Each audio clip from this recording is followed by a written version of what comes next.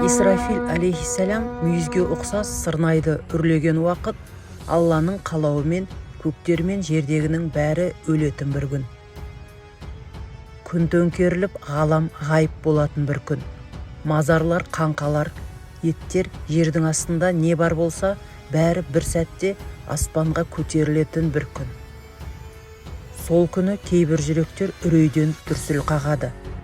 Олардың үрейге толы көздері мөлейіп төмен қарайды. Сол күні бала емізетін әр ананың қатты қорыққаннан баласын ұмытқанын, әрбір жүкті әйелдің іш тастағанын көретін қорқынышты бір күн. Қиямет күні.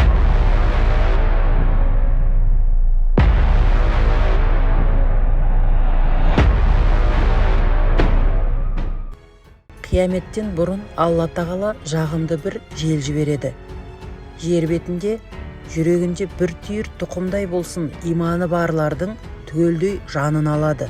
Сүр екінші рет үрленгенде, жер мен таулар түбімен қопарылып, бір-біріне қатты соғыстырылғаннан быт-шыты шығады.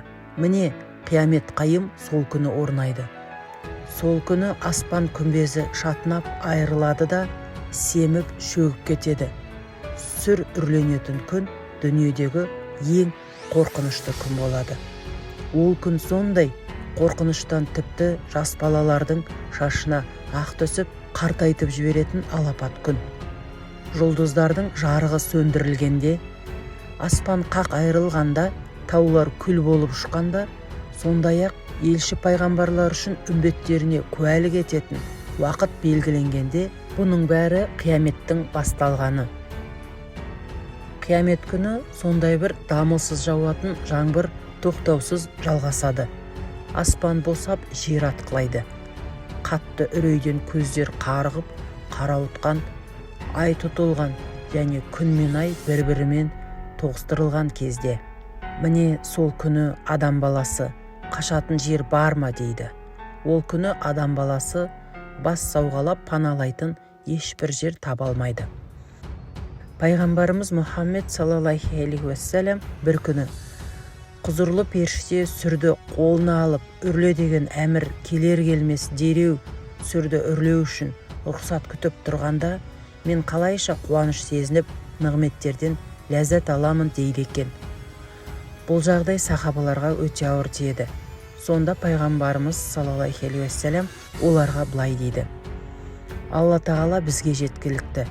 Ол қандай ұлы қамқоршы. Біз Аллаға сенеміз. Абу Хурайра радиаллаху анху былай жеткізеді: Пайғамбарымыз саллаллаху алейхи уассалам былай деген: қиямет күні адамдардың тер төгетіні сонша, бұл тер жердің 70 шынтақ тереңдігіне түседі. Ал бұл тер жерге жиналып, адамдардың аузына құйылып, оларды тілсіз қалдырады және құлақтарына дейін жетеді. Алланың елшісі саллаллаху алейхи уассалам уағыз оқып жатқан бір сәтте көздері қызарады. Дауысы көтеріліп, ашуы арта түседі. Құдды бір әскерге ескерту жасағандай. Сізге таңертең немесе кешке кенеттен шабуыл жасалуы мүмкін деп айтады да, шахадат саусағын орта саусағымен біріктіріп, мен және қиямет осы екеуі сияқты жіберілдім дейді. Бір күні кейбір сахабалар бір тақырыпта өзара сөйлесіп жатады. Пайғамбарымыз саллаллаху алейхи уассалам олардан қандай тақырыпты талқылап жатқандарын сұрайды. Олар қиямет мәселесі дейді. Оған пайғамбарымыз саллаллаху алейхи уассалам былай дейді: 10 белгі шықпайынша қиямет орнамайды. Түтін, дәжжал, дәббетул арс, күннің батқан жерінен шығуы, Мәриям ұлы Исаның түсуі, Яжуж бен Мажуж, шығыс, батыс және Араб түбегінде жердің төмен шөгуі, Йеменнен бастап адамдарды жиналуы керек жерге дейін сүйреп апаратын бір оттың шығуы. Қиямет тақаған уақытта аспаннан жерге бір түтін түседі. Бүкіл әлемге таралып 40 күн бойы тұрады. Жердің үсті өте қатты ысиды. Мұсылмандарға бұл түтін жеңіл суық дегендей аздап қана әсер етеді. Кәпірлер мен мұнафиқтар қатты есеңгіреп мас адамға айналады. Дәжжәл Алланың адамдарды сынау үшін қияметтен бұрын жіберетін бір сиқыршы. Жұмақты тозақ сияқты, тозақты жұмақ сияқты көрсетуге көшін салып, азғындық пен бұзақылықтарға себеп болады. Дәжжәлдің жанында екі періште болады. Ол екі періште екі пайғамбарға ұқсайды. Бірі Ильяс болса, екіншісі Алияса пайғамбар екендері риуаят етілген. Біреу Дәжжәлдің оң жағында, ал екінші бірі сол жағында болады. Дәжжәл адамдарға: мен сендердің құдайларың емес пе едім, мен сізді тірілтпеп пе едім, мен сізді өлтірмеп пе едім деген кезде екі періштенің біреуі үн қатады: жалған сөйлеп тұрсың, Дәжжәл дейді. Бірақ ол жердегі адамдар періштенің дауысын естімейді. Екінші періште болса, оны естиді де: сен дұрыс айтасың, ол біздің Раббымыз емес дейді. Адамдар болса, екінші періштенің тек қана дұрыс айтасың деген сөзін ғана естиді. Адамдар болса, періште Дәжжәлді растады деп ойлайды. Көрмеймісің, жанындағы жүзі нұр шашып тұрған адам оны растады дейді бір-біріне. Ибн Масуд пен Хаким жеткізген хадис бойынша, бұл хадисті білетіндер ол сынақтан оңай құтылады. Білмейтіндер болса, Дәжжәлдің азғындығында қалады. Дәжжәл бір бедуинге: анаң, әкең бар ма дейді. Жоқ, олар өлген дейді. Мен сенің әке-шешеңді тірілтсем, менің құдай екеніме инанасың ба дейді Дәжжәл. Адам: қой, қолыңнан келмес, бар ары дейді. Дәжжәл болса: неге істей алмаймын, сен маған инанамын десең болды, қара қалай тірілтетінімді дейді. Адам: мейлі тірілт, сенің Алла болғаныңа сенейін дейді екен. Бір шайтан дереу анасының кейпінен еді. Басқа шайтан тура әкесінің бейнесінде келеді. Адам оларға таңдана қарайды. Ұстап көрсе шын сияқты. Көздерін уқалап қайта қарайды. Әлі сол жерде тұрады. Анасы мен әкесі оған: олай істеме балам, Раббың көріне бастады, оған иман келтір, инан оған дейді. Содан ол Дәжжәлді Алла деп таниды. Егер Дәжжәлдің істегендері сенде күмән тудырса, Раббыңның соқыр емес екенін біл. Сіз өлмейінше Раббыңызды көре алмайсыз. Дәжжәл осындай амалдарын жасап жатқанда, Алла тағала Мәриям ұлы Иса Мәсіхті жібереді. Мәсіх боялған екі жейдемен екі қолын екі періштенің қанаттарының үстіне қойып, Дамасктың шығысындағы ақ мінбердің жанына түседі. Мәсіх жарқыраған жүзімен басын жерге игенде оның шашынан тер тамшылайды. Басын көтергенде інжу маржандай нұрының тамшылары түседі. Иса пайғамбардың алейхиссалам демін ескеген кәпір дереу өледі. Оның тынысы қараған бағытына демде жетеді. Мәсіх Дәжжәлдің артынан қуады. Оны Құддыстың маңындағы Бабулуде ұстап алады да сол жерде өлтіреді. Содан соң Хазіреті Иса алейхиссалам Алла тағала Дәжжәлдің жамандығынан қорғаған кейбір адамдардың жанына келіп, олардың жүздерін сипап, Дәжжәлдің азғындықтарының аяқталғанын айтады, және олардың жәннаттағы жоғары дәрежелері туралы хабар береді. Әбу Хурайра радиаллаху анху бұлай риуаят етеді. Пайғамбарымыз саллаллаху алейхи уассалам бұлай деген: Яжуж бен Мажуж қорғанды күнде қазып, ақырында күннің жарығын көруге жақындап қалғанда, олардың әміршісі бұлай дейді: қазуды тоқтатыңдар, қайтыңдар, оны ертең қазамыз. Алла тағала болса, ол қабырғаны бұрынғыдай берік етіп қояды. Ақырында олардың қабырғаның артында тұруға белгіленген уақыты аяқталғанда, Алла оларды адамдарға қарсы жіберуді қалағанда, сол күні олар қайтадан қаза бастайды, және олар ашпақ болған саңылау арқылы күннің нұрын көре бастағанда, олардың әміршісі: қазба жұмыстарыңды тастап кері қайтыңдар, Алла тағала қаласа ертең қазасыңдар дейді екен. Және олар да Алла қаласа дейді, немесе олардың әміршісі иншалла деңіздер дейді екен. Сосын ертесі күні олар қабырғаның жанына келеді. Қабырға болса, олардың бір күн бұрын қазғанындай баз қалпында тұрғанын байқайды. Сосын олар қабырғаны қазуды жалғастырады. олар өздері қазған саңлаулар арқылы адамдарға шығады. Ақыр соңы Яжуж бен Мажуждың есіктері ашылып, әр төбеден дүниеге ағыла бастағанда, берілген уәденің уақыты жақындап қалғанда, сол кезде кәпірлердің көздері кенеттен қатып қалады. О Құдайым-ай, біз мұған мүлдем бейжай қарадық. Дұрысын айтсақ, біз өзімізге жұлымдық жасадық. Ибн Хармели радиаллаху анху былай деп риуаят еткен: пайғамбарымыз саллаллаху алейхи уассалам шаян шағып алғандай саусағын сілкіп қалғандай болып бізге уағыз айтты. Және ол былай деді: сіз жауларым жоқ деп айтасыз, бірақ беттері жалпақ, кішкентай көзді, қоңыр шашты, беттері тер үстіне тер жабыстырылғандай қалқанға ұқсайтын, әр ағын мен төбеден атқып келетін Яжуж бен Мәжуж пайда болғанға дейін дұшпанмен күресуді жалғастырасыз. Абдуллах бин Месуд былай риуаят етеді: пайғамбарымыз саллаллаху алейхи уассалам түнде Миғражға көтерілген кезде Ибрахим, Мұса және Иса пайғамбарлармен кездесіп, қиямет күнінің қашан келетінін сөз қылды. Алдымен Ибрахиммен әңгімеге кірісіп, ақыр заманның қашан болатынын сұрады. Оның бұл мәселеге қатысты ешқандай ақпараты болған жоқ. Сосын Мұсадан сұрады. Оның да бұл мәселеге қатысты ешқандай ақпараты болған жоқ. Сосын сөз кезегі Иса алейхиссаламға келді. Ол болса, маған ақыр заманның жақындағанын білдіретін оқиғалар туралы хабар берілді.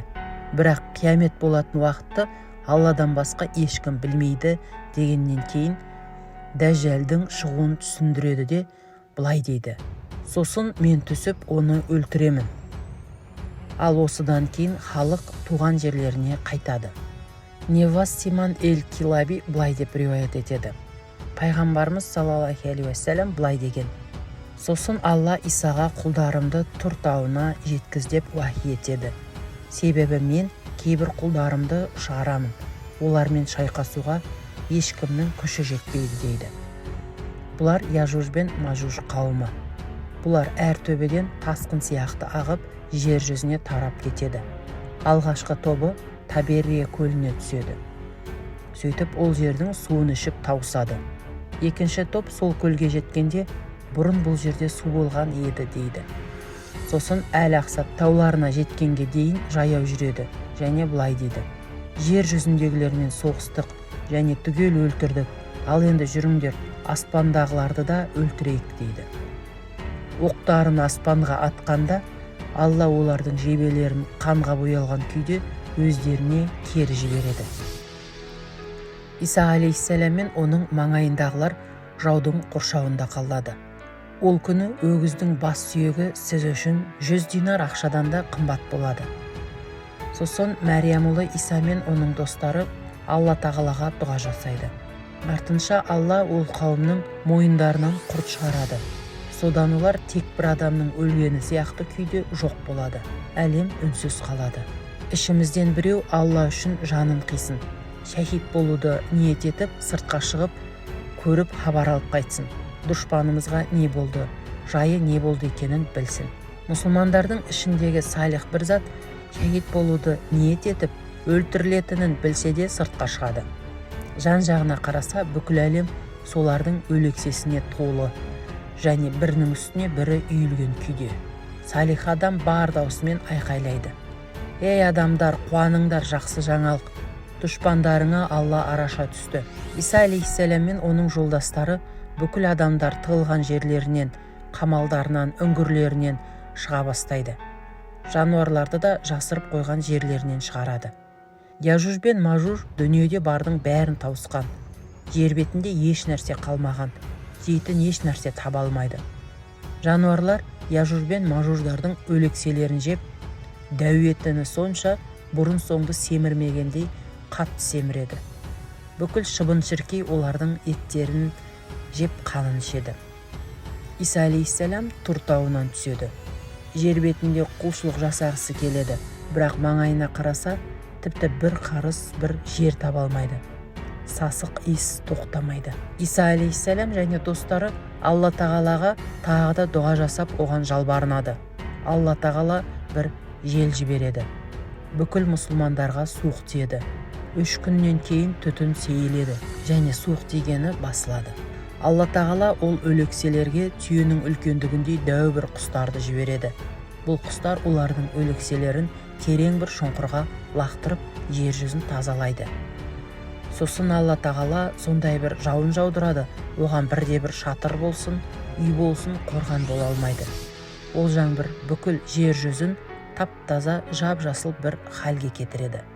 Сосын жер бетіне жемістеріңді өсір, о бастағыдай мол және берекелі ет деп әмір беріледі. Сол күні бір қауым тек бір анардан жеп тойғанындай оның қабығынан да қуат алады. Мұсылмандар әлгі қауымның артынан қалған оқтарын, садақтарын, оқсақтаған дорбаларын 7 жыл бойына отын қылып қолданады. Сүттің берекесі кіреді. Бір топ адам жаңа туған түйенің ботасының етін жеп өседі. Бір тайпа болса жаңа туған бұзаумен өсіп жетіледі. Басқа бірі жаңа туған қозымен өмір сүре алады. Олар осы жағдайда өмір сүріп жатқанда Алла тағала бір жел жібереді. Бұл жел бүкіл мүминдердің жанын алып кетеді. Ал қалған адамдар есектердің жұптасу сияқты көрінген жерде ашық жұптасады және қиямет солардың үстінен түседі. Алла жер басып жүретін әрбір тіршілік иесін судан жаратты. Олардың кейбіреуі бауырымен жорғалап жүреді, кейбіреуі 2 аяғынан тік тұрып жүреді, енді біреулері 4 аяқтап жүреді. Алла қалағанын жаратады. Шүбәсіз, Алланың құдіреті барлық нәрсеге толық жетеді деген аяттан түсінуге болатындай әрбір жануарға дәббе деп айтылады. Жер жаһанда ризығы Алладан келмейтін бірде бір қыбырлаған тіршілік иесі жоқ деген аяттан да ұғатынымыз осы. Дәббетул арызда қиямет тақағанда пайда болатыны айтылған және қияметтің үлкен белгілерінің бірі болатын бір мақлұқ, жаратылыс. Осылайша Құран кәрімде берілген сөз уәде етілген азап іске асуға шақ қалғанда оларға жерден бір мақлұқ шығарамыз. Сөйтіп әлгі мақлұқ адамдарға тіл қатып, өз бойларындағы жалпы болмыстағы һәм кітаптағы айқын дәлелдерімізге лайықты түрде иланбағандықтарын айтады. Бұл аяттан ұғатынымыз дәббетул арыздың сөйлей алатын бір жануар болатыны. Дәббе жанында Хазіреті Мұса алейхиссаламның аса таяғы мен Хазіреті Сүлейман пайғамбардың мөрімен бірге шығады. Ол мүміннің жүзін таяғымен жарқыратады, кәпірдің мұрнын мөрімен мөрлеп тастайды. Сол кезеңде өмір сүріп жатқан адамдар жиналады. Сөйтіп мүміндер мен кәпірлер белгілі болады. Пайғамбарымыз саллаллаху алейхи уассалам хадистерде былай деген: батыстан күн шыққанға дейін қиямет келмейді. Күн батыстан шыққан уақытта адамдар оны көреді және барлығы бірден иман етеді. Раббыңның қиямет қайымға қатысты кейбір белгілері келген күні бұрын соңды иман келтірмеген немесе тек сөз жүзінде иман келтіріп ешбір хайырлы іс істемеген адамға сондағы иманы ешқандай да пайда бермейді. Күн батыстан шықпай тұрып кімде-кім тәубе етсе, Алла оның тәубесін қабыл алады. Азиз әрі жәлил Алла күндіз күнә жасағанның тәубесін қабыл алу үшін кешке мейірімділік есігін ашық ұстайды. Бұл жағдай күн батыстан шыққанға дейін осылайша жалғасады. Қиямет тақаған бір заманда Йемен жақта я Хиджазда үлкен бір өрт шығады. Оның жарығы шартарапқа тарайды. Пайғамбарымыз саллаллаху алейхи уассалам былай деп бұйырған: Хиджаз аймағында үлкен бір өрт шықпайынша қиямет болмайды. Бұл оттың жалынып Бусрадағы түйелердің жалынан көрінеді. Сонымен қатар пайғамбарымыз саллаллаху алейхи уассалам былай деген: қияметтен бұрын Хадрамевтен немесе Хадрамев теңізінен бір от шығады, адамдарды жинайды. Ол жерде отырғандар: ей Алланың елшісі, сол күнге жетсек бізге не істеуді бұйырасың деп сұрайды. Сізге Шамға, Сирияға баруыңызды ұсынамын дейді. Пайғамбарымыз саллаллаху алейхи уассаламның қияметтің үлкен белгілерінің арасында ол айтқан жер шөгулерінің өте ауқымды және қорқынышты болатыны айтылған. Исрафил періштенің сырнайы да үрленеді. Сөйтіп олардың барлығын махшарда жинаймыз. Махшарда сұмдық бір ыстық пен шөл болады. Күн үйдің шатырындай деңгейде жақындайды. Сол күнгі үрейден адамдар: «Я Алла, біз тозаққа баратын болсақ та, бізді бұдан құтқар» дейді. Ине тастасаң да жерге түспейтіндей қалың бір қарбалас болады. Махшар есебі 50 000 жылға дейін созылады. Алланың әмірі мен үкімі 7 қат аспанға дейін көрінеді. 7 қат аспан қатты шу мен сілкіністен бірінші қабаттағы махшар алаңының үстіне құлап қирайды. Осы уақытқа дейін ешбір құлақ бұндай бір қатты дауысты естіген емес. Ешбір көз бұндай бір қорқынышты көрген емес. Періштелер махшар алаңында сап-сабымен тізіліп тұрады. Ол үрейлі махшар алаңына 70 000 шынжырмен жаһаннам әкелінеді. Әрбір шынжырды 70 000 періште ұстайды. Жаһаннамның үрейлілігі сонша, періштелер оны ұстап тұрудан қиналады. Сөйтіп, сүйреп, жылжытып жаһаннамды жеткізеді. Адам не істеймін деп аң-таң болады. Бірақ оған жәрдем беретін ешкім болмайды. Алла елшісі саллаллаху алейхи уассалам былай дейді: «Қиямет күні махшарда барлығыңыз бір жерге жиналасыздар, және сонда тоқтап тұрасыздар. 70 жыл бойы есеп басталмайды. Сізге қамқорлық болмайды. Тараптарың ескерілмейді. Араларыңда үкім болмайды. Бәріңіз тығырыққа тірелесіз. Бұл уақыт дүниедегі салих мүміндер үшін дүниеде жасаған таң намазының 2 ракағатындай келеді. Жылай бастайсыздар. Жылай бергеннен көз жасыңыз тоқтайды. Сосын қанжылай бастайсыз. Кісінің көптігі сонша, тіпті отыратын жер болмайды. Адамдардың көз жасы мен терінен көл пайда болады. Ол жиналған су беттеріне дейін жетеді. Ол жердің қорқыныштылығы сондай, қатыгездікке толы бір күн болады. Пайғамбарымыз саллаллаху алейхи уассалам адамдардың хәлін көргенде шыдап тұра алмайды. Және сол күтіп тұрған сәтте Пайғамбарымыз саллаллаху алейхи уассалам есеп беруі басталу үшін сәждеге бас қойып Алла тағалаға дұға жасап, одан шапағат сұрайды. Пайғамбарымыз саллаллаху алейхи уассаламның алғашқы шапағаты ол есеп уақытының басталмасы. Себебі күту оттан бетер ауыр келеді. Сосын Алла тағала оған: «Ей Мұхаммед, басыңды көтер. Қалағаның беріледі, шапағат ет. Шапағаттың қабыл болады» дейді. Ол құдіреті күшті Аллаға дұға жасайды. Алла тағала болса оның дұғасына жауап береді. Бұдан былай құлдар арасында үкім мен есеп басталады. Рахман және Рахим болған Алланың атымен. Жоқ, сендер істеу керек болған іс бұл емес. Күндердің күнінде жер беті қатты сілкініп, ойран топыры шыққан кезде, Раббыңның жарлығы келіп, періштелер де қаз-қатар сап түзеген күйде келген кезде, сол күні жалын атқан жаһаннам әкелінеді. Және сол күні адам баласы бәрі есіне түсіп ақиқатты толық түсінеді. Алайда ол күні ақиқатты түсінгеннен, бармақ шайнап өкінгеннен не пайда? Қап әттеген-ай, дүниеде жүргенде осынау мәңгілік өмірім үшін дайындық жасасам етті деп аһ ұрады. Сол күні Алла көрсеткен азапты ешкім ешқашан көрсете алмайды. Сондай-ақ Алланың матап байлағанындай ешкім еш уақытта байлай алмайды. Уа Аллаға иман келтіріп, құлшылық етіп, дұға етіп, жаны жай тауып, көңілі орныққан жан. Раббыңа қайт, сен Раббыңнан, ал Раббың сенен разы болған күйде. Қане маған құлшылық етіп, ең асқақ мәртебеге жеткен хас құлдарының қатарына сен де қосыл. Сөйтіп жәннатыма кір. Азиз Раббым қандай әдемі және дұрыс сөйледі.